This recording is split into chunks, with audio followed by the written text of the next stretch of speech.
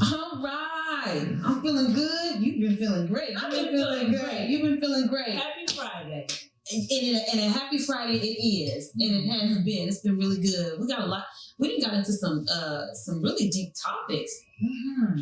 And being that this pandemic has been one of the reasons we were talking about earlier, that it has catapulted, I was getting ready to say thrusted, catapulted a lot of African American women, Black women, just people, a lot of people into the entrepreneurial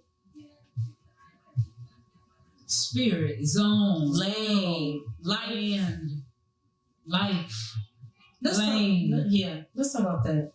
Yeah. That's huge. COVID came and it really, we weren't ready as a collective. Right. Nobody was. Nobody. It blindsided the whole country. It blindsided the whole country. Everybody. The world, actually, because I see people outside of the country wearing their masks.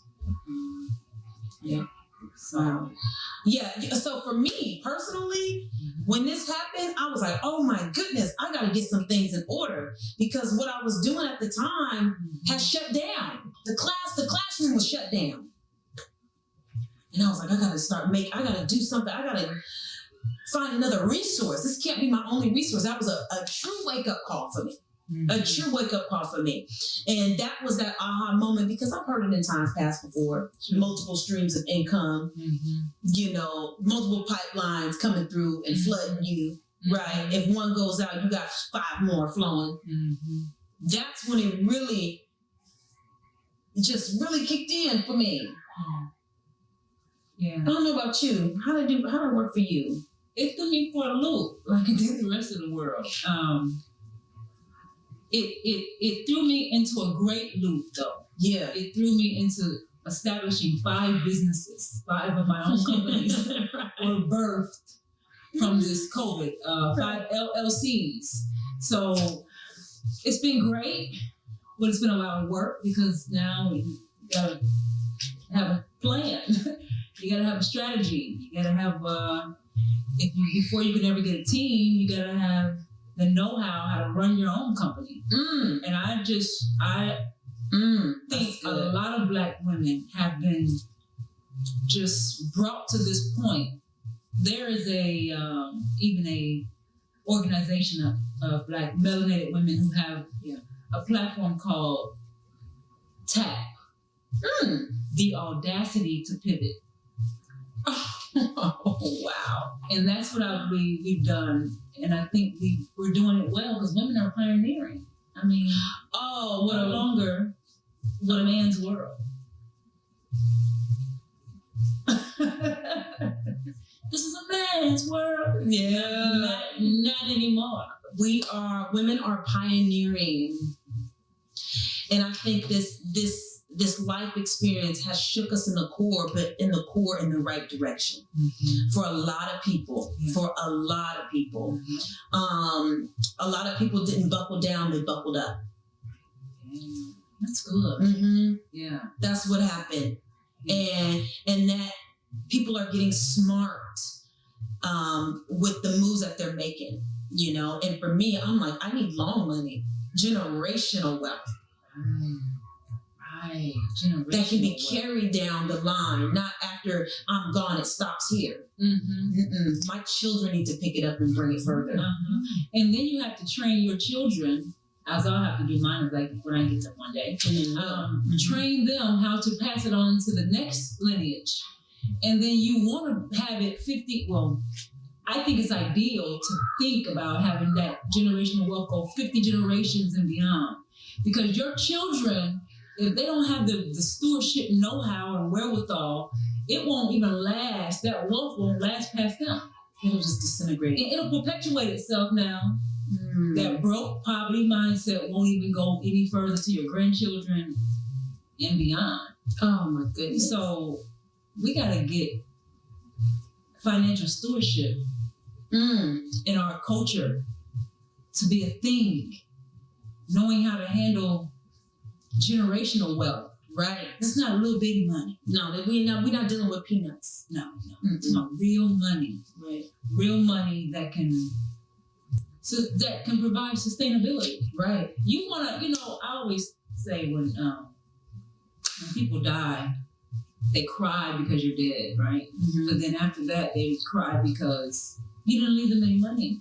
Oh. You didn't leave them anything to fall back on, to live off of, to build from. If anything, typically, not saying all, a lot of them are left with your bills, your debt.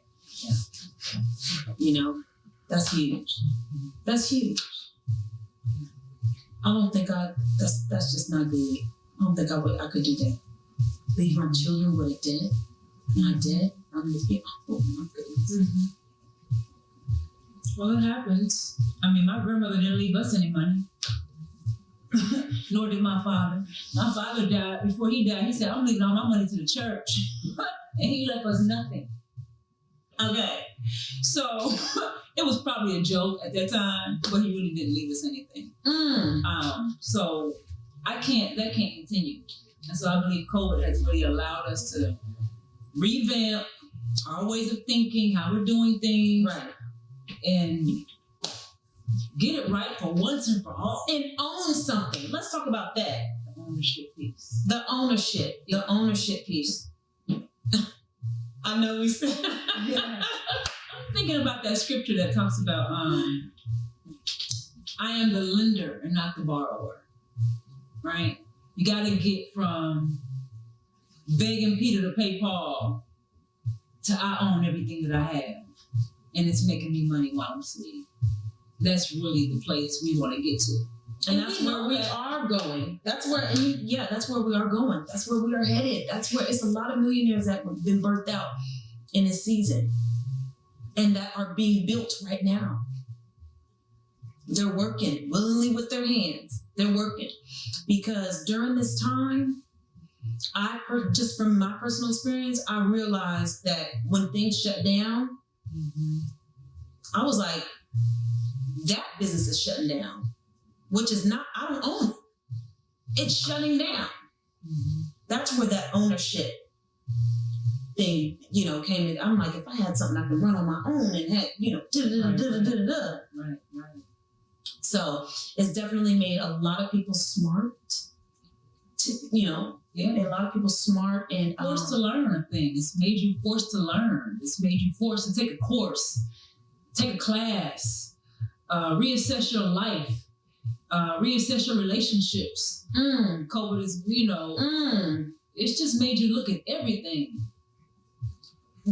It's made you look at everything, and so it's been a blessing. I don't want to. And for some, it's been a curse. For some, it's been a curse. We're gonna stick a pin right there. We'll be back in just a moment.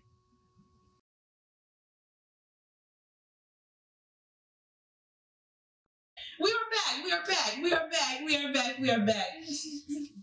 Absolutely. We are totally back. So when it comes to ownership, right? When it comes to ownership, at the end of the day, Tyler Perry said it best. You want to own everything you got your hands associated with, or own a percentage of it, or have some ownership in something. Because it can't be taken away. It makes sense. It makes sense.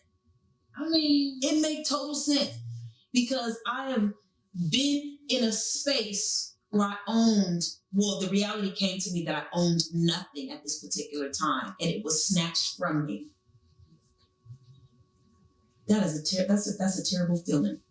It is. I've had things snatched from me that I didn't own. And I told myself in that moment. Oh, I told me too. Tell us you will never be able to take that from me again. Ever again. Because your name on it. That won't happen no more. My name will be on everything I'm doing from this moment forward. You can take that to the bank. Take it to the dinner. Go cash that check. Take it to the BA&K. Take it to the BA&K.